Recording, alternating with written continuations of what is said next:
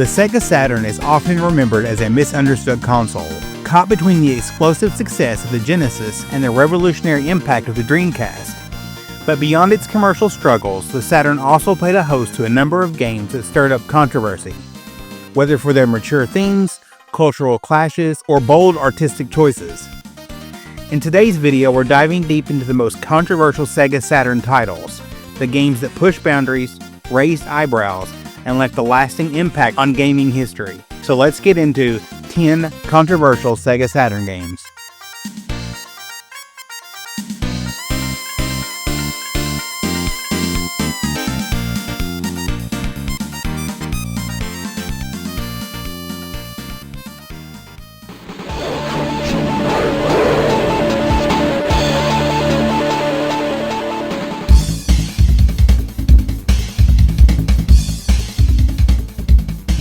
Rise 2 Resurrection. Rise 2 Resurrection released for the Sega Saturn in 1996, and it immediately stirred controversy, not because of shocking violence or political content, but due to the severe backlash it received over quality and deceptive marketing practices. As a sequel to the heavily criticized Rise of the Robots, expectations was cautiously high because developers and marketers promised that Rise 2 would address all original failings, offering better controls, smarter AI, deeper gameplay, and a significantly expanded roster of characters. Promotional material hyped the game as a groundbreaking evolution in the fighting genre, using buzzwords like next generation and ultra-intelligent enemy AI.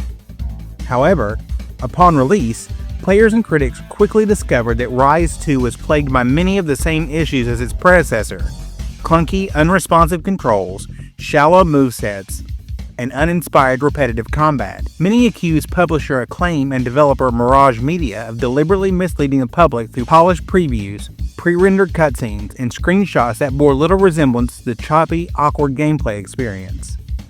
In the mid-1990s, when gaming journalism was becoming more influential and players were more vocal thanks to online forums, the gap between marketing hype and reality sparked fierce backlash that significantly damaged the game's reputation, and by extension, trust in the game marketing practices at large.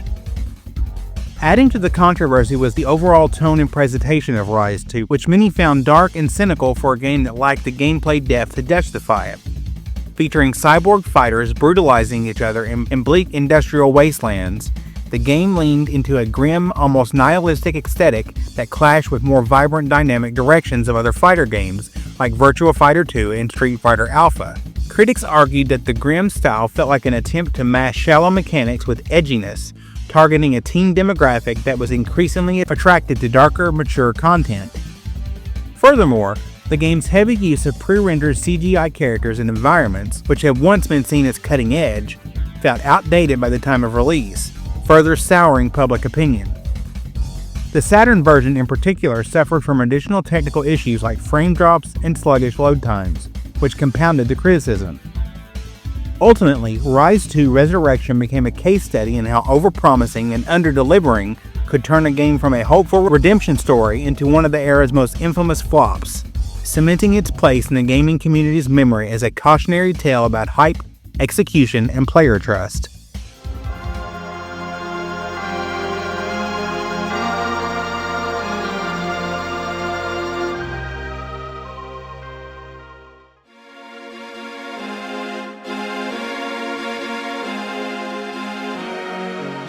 Virtual Hydlide. Virtual Hydlide released for the Sega Saturn in 1995, and it sparked controversy primarily over its radical departure from traditional RPG designs and its questionable use of technology that at the time was being heavily marketed as the future of gaming. A reimagining of the 1984 classic Hydlide, Virtual Hydlide attempted to blend live-action sprites with a pre-rendered 3D world, an ambitious idea that quickly backfired.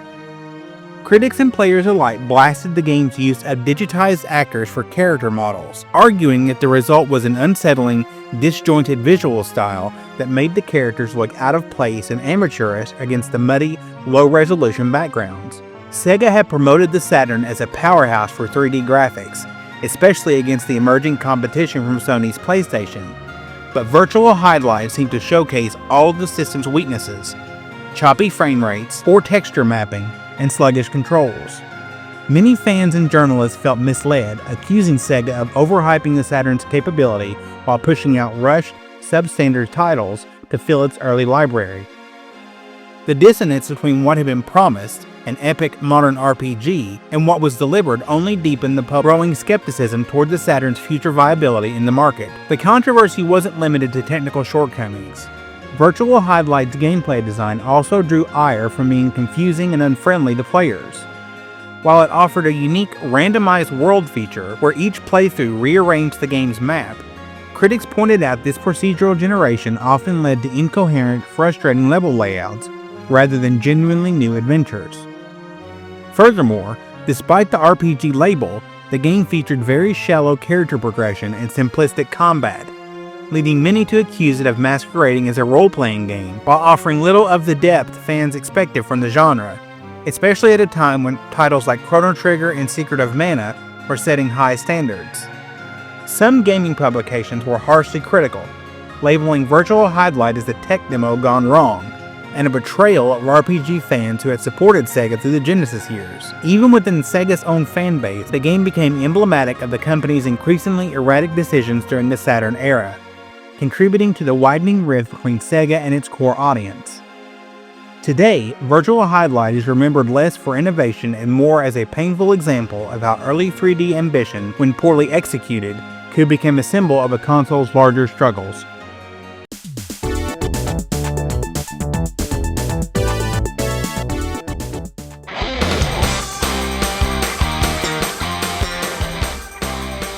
Fist.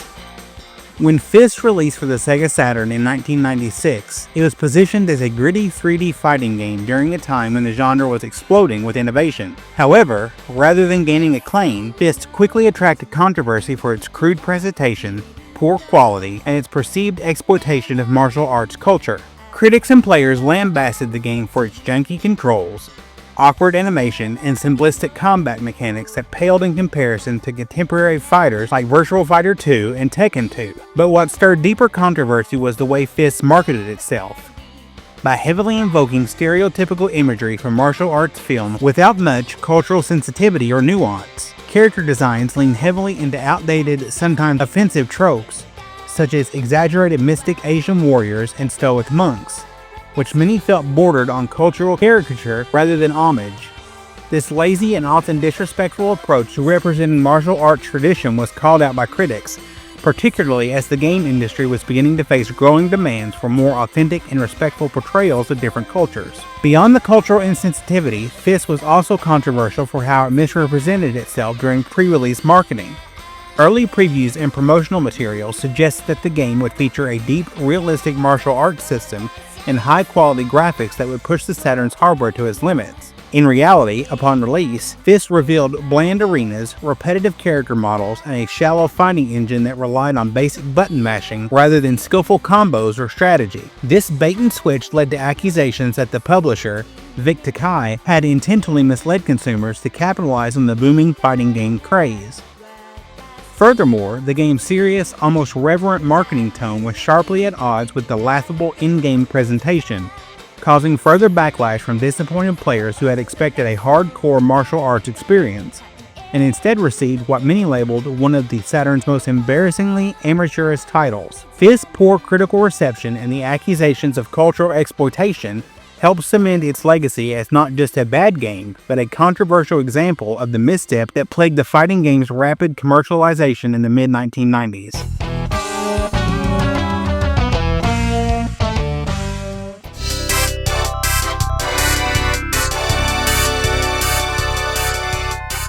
Death Crimson. Death Crimson released exclusively in Japan for the Sega Saturn in 1996. And it quickly became one of the most infamous titles in the console's lifespan, not because of explicit content, but because of how profoundly it was criticized for its poor quality, leading to a unique kind of controversy around consumer trust and platform standards. Marketed as a serious light gun shooter intended to compete with arcade styles like Virtual Cop, Death Crimson turned out to be an almost universally panned disaster, featuring broken hit detection, unresponsive controls, primitive graphics, and amateurish sound design. Reviewers and players alike were baffled at how such a clearly unfinished product could make it to store shelves, especially during a period when Sega was desperately trying to maintain the Saturn's relevance against the PlayStation. The controversy grew as fans accused Sega of either being negligent in their quality control or intentionally allowing shovelware titles to fuel the Saturn's struggling library. In a Japanese market that prided itself on polished arcade experiences, Death Crimson became a symbol of declining quality in the home console space and raised serious concerns about the Saturn's rapidly deteriorating brand reputation.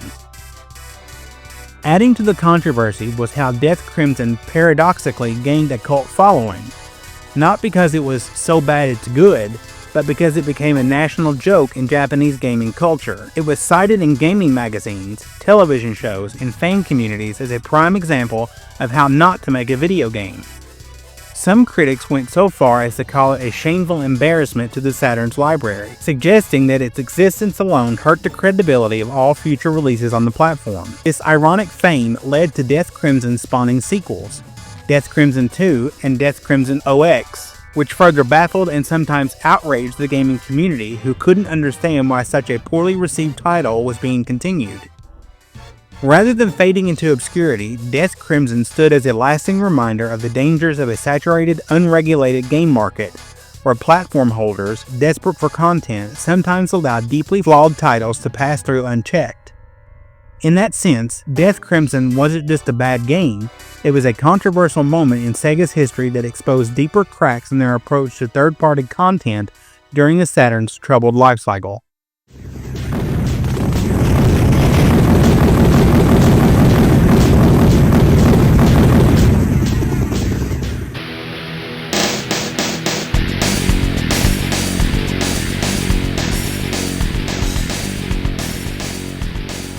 Blackfire. Blackfire launched on the Sega Saturn in 1995, and it was initially positioned as an ambitious 3D helicopter combat simulator that would showcase the system's power early in its lifecycle. However, controversy quickly followed, not because of graphic content, but because of accusations of misleading marketing and technical misrepresentation. Promoting materials and early previews heavily emphasized the game's realistic graphics and revolutionary 3D environments, leading players to expect a dynamic flight experience on par with high-end arcade simulators. Upon release, players were greeted with muddy textures, frequent pop-in, clunky controls, and sluggish frame rates that made fast-paced aerial combat nearly impossible to enjoy. Critics lambasted the game for feeling unfinished and under-optimized for the Saturn's hardware. Many fans accused Sega and the game's publisher, SNEStalgia, of knowingly overselling the game's visual gameplay capabilities, a serious concern at the time when the Saturn was struggling to gain credibility. Blackfire became an example of the growing rift between marketing promises and actual gameplay experiences during the mid-90s console wars. Another layer of controversy stemmed from Blackfire's aggressive military theme during a sensitive period for global politics. The game, which featured players piloting an attack helicopter against vaguely defined enemy forces across desolate, war-torn environments, was criticized by some for glamorizing modern warfare without providing any narrative context or commentary. In an era still freshly impacted by the Gulf War and the ongoing tensions in the Balkans, some players and commentators found the game's depersonalized depiction of war to be tone-deaf and unsettling. Unlike flight simulators that portrayed historical conflicts with nuance, or civilian flight games that avoided combat altogether, Blackfire placed players in relentless, context-free destruction missions, leading some critics to argue that it trivialized the realities of contemporary military conflict. Although it never faced censorship or widespread bans, Blackfire contributed to broader discussions about the responsibilities of video game developers when portraying modern warfare, an early sign of debates that will grow much louder in the years to come with titles like Call of Duty and Medal of Honor.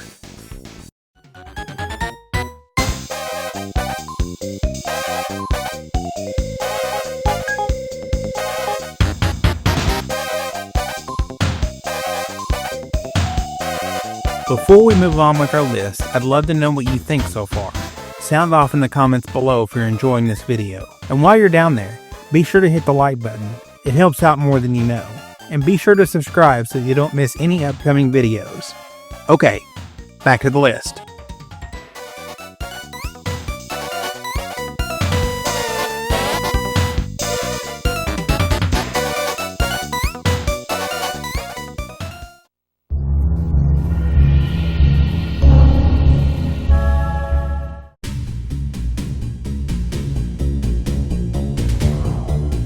Criticom. Criticom released for the Sega Saturn in 1996, and it quickly became a controversial talking point.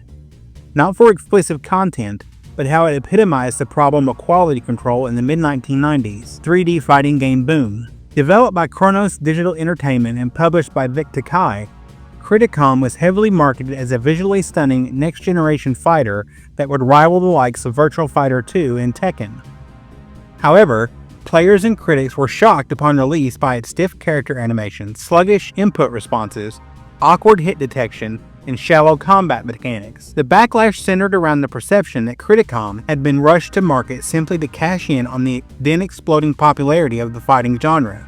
Reviewers calling it one of the worst 3D fighters available. Fans accused Vic Takai of misleading consumers with pre-release screenshots and demos that highlighted static poses and cinematic camera angles, completely masking the jerky, unsatisfying gameplay that awaited players. This bait-and-switch approach damaged the credibility of not only Criticom itself, but also the burgeoning Saturn third-party ecosystem, where players were already skeptical due to the console's uneven library. Further controversy arose from Criticom's character design and narrative presentation, which leaned into dark fantasy and pseudo-mythological themes without much sensitivity or coherence. Many characters appeared as exaggerated stereotypes or were designed with bizarre, unsettling aesthetics that some players and critics found off-putting rather than intriguing. Additionally, the game's grim, often nihilistic tone, unusual for the genre at the time, stood in stark contrast to the more colorful, accessible approach seen in Street Fighter Alpha or Virtua Fighter. Critics argued that this dark atmosphere felt like a shallow attempt to seem mature without offering any real narrative depth. This misalignment alienated much of the core fighting game audience and sparked early discussions about how some developers were misunderstanding what made dark, mature storytelling actually resonate with players. Ultimately, Criticom's failure became symbolic of a broader problem in the mid-1990s, an overemphasis on 3D graphics and attitude at the expense of gameplay and craftsmanship, leading to a negative legacy that lingered well beyond its brief shelf life.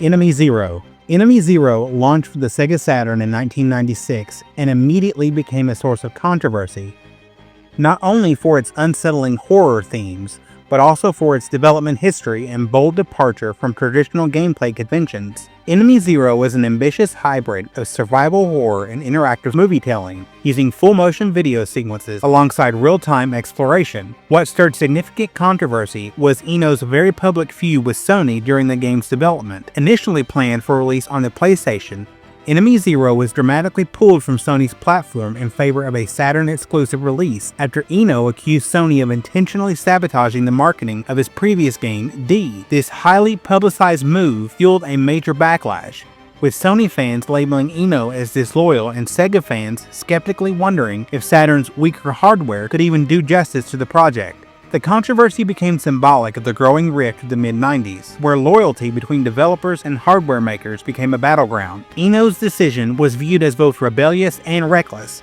placing Enemy Zero under intense scrutiny before it even hit store shelves. Beyond the drama surrounding its release, Enemy Zero also stirred debate due to its experimental gameplay mechanics, which many found frustrating and alienating. Unlike most horror games that offer visual cues or clear combat options, Enemy Zero featured invisible enemies that could only be detected through audio signals, forcing players to navigate environments based purely on sound. This innovative but extremely punishing design choice led some players to accuse the game of being intentionally obtuse and unfair. Critics were divided. Some praised its commitment to tension and atmosphere, while others condemned it for prioritizing concept over playability. Additionally, the game's heavy use of FMV, while visually impressive for the time, was criticized for limiting player agency and creating long stretches where players were passive observers rather than active participants. Combined with its mature themes of death, isolation, and existential horror, Enemy Zero was seen by some conservative groups in Japan and the US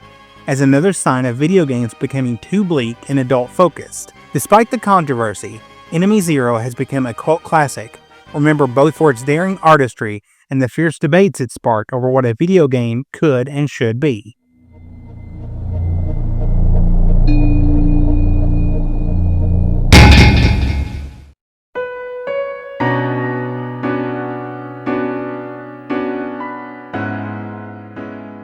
D. D launched on the Sega Saturn in 1995 and immediately became a controversial title due to its mature themes, graphic content, and unconventional approach to storytelling within the video game medium. Developed by Warp, D was a horror-themed interactive movie that took players through a nightmarish, psychologically disturbing story centered around cannibalism, familial betrayal, and mental illness. Unlike most horror games of the time, D tackled these dark subjects head-on, with chilling FMV sequences that depicted graphic scenes of violence and death, shocking players who expected a more sanitized experience from console gaming.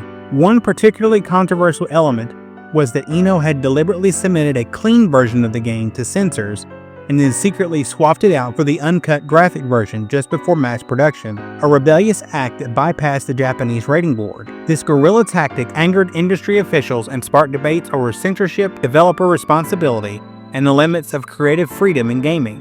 At a time when video games were still fighting to be seen as family-friendly entertainment, D challenged the boundaries and faced significant backlash from parents, critics, and even some fellow developers. The controversy extended into broader cultural anxieties about video games and psychological horror. D's atmosphere of dread, combined with its plot twist, was considered deeply unsettling, especially given how the game presented these revelations in an unflinchingly serious tone.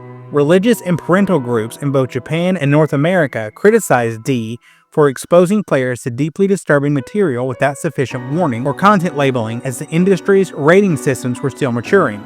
Furthermore, the game's mechanics, where players had only 2 real-time hours to complete the game without saving, amplified the oppressive sense of helplessness and urgency, leading some critics to argue that it blurred the lines between entertainment and psychological torment. Yet, despite of its controversial nature, D became a cult classic, praised for pushing narrative boundaries and proving that games could tackle serious, even taboo subject matter. It stands today not just as a milestone in horror gaming, but as a key early example of how the medium could provoke intense emotional and societal reactions far beyond traditional concerns about violence or action.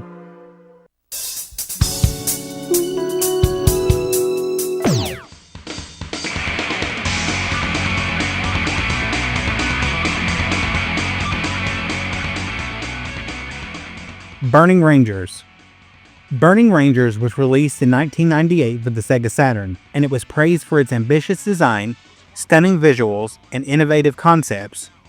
But it also attracted controversy, particularly concerning its timing, marketing, and perceived mismanagement by Sega.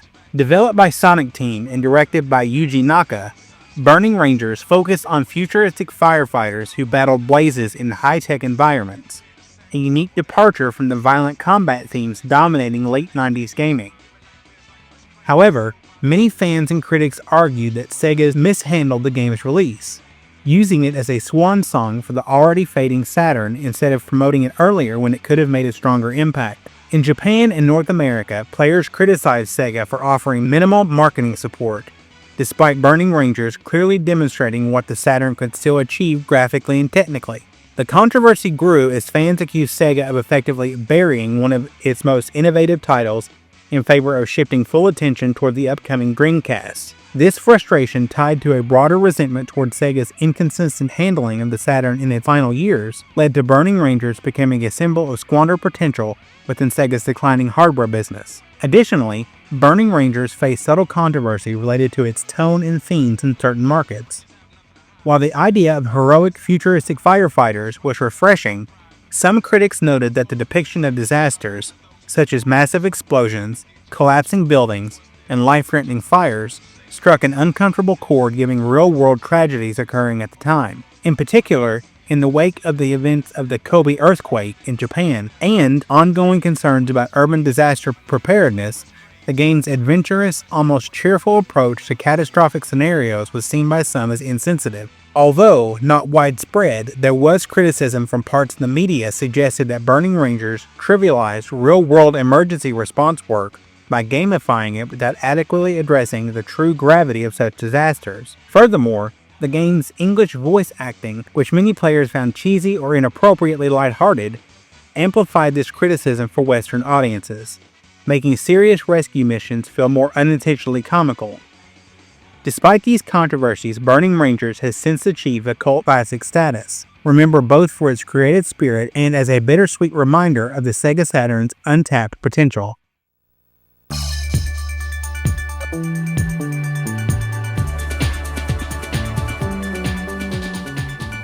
Nights into Dreams. Nights into Dreams launched for the Sega Saturn in 1996 and was celebrated for its revolutionary gameplay mechanics, dreamlike visuals, and emotional storytelling. But it wasn't without controversy, especially regarding Sega's aggressive marketing tactics and platform exclusivity strategy. Developed by Sonic Team, Nights was heavily positioned as Saturn's answer to Super Mario 64, a comparison that stirred major debate in the gaming community. Sega bundled the game with the innovative 3D analog controller, promoting it as a necessary evolution for truly experiencing the future of gaming. However, this bundling strategy led to accusations that Sega was using Nights as a way to artificially inflate hardware accessory sales, forcing players to pay an extra for a peripheral many believe should have been optional. Furthermore, critics argue that Sega's aggressive marketing, which portrayed Nights as vastly superior to other 3D platformers, set unrealistic expectations and inadvertently intensified the growing backlash when the game's relatively short length and replay-focused design didn't align with the expansive adventures players expected following Mario 64. This mismatch between marketing promises and player experiences fueled heated debates across magazines, forums, and even among Sega's own fanbase. While many players embraced Nights' unique design as an embodiment of dream logic, others saw it as confusing or even deliberately provocative. Moreover, the game's deeper narrative, exploring fear, insecurity, and emotional growth through the lens of children's dreams, was criticized by some parents and media groups as being too abstract and psychologically heavy for young audiences. These concerns contributed to an ongoing dialogue about what kinds of stories and characters were appropriate for gaming audiences. Despite these controversies, Nights into Dreams endured as a beloved cult classic, remembered for both pushing creative boundaries and challenging traditional expectations about what video games could represent.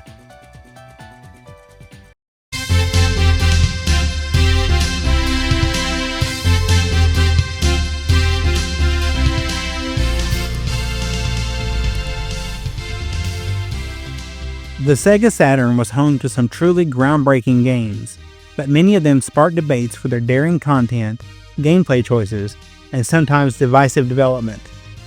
Whether they pushed boundaries with mature themes, experimented with unconventional mechanics, or simply didn't meet expectations, these controversial titles became key parts of the Saturn's legacy.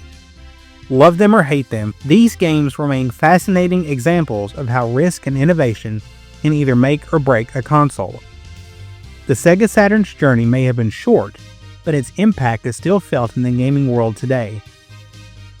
Hey everyone, thank you so much for watching. What are your thoughts on the games on this list? Have you played any of them?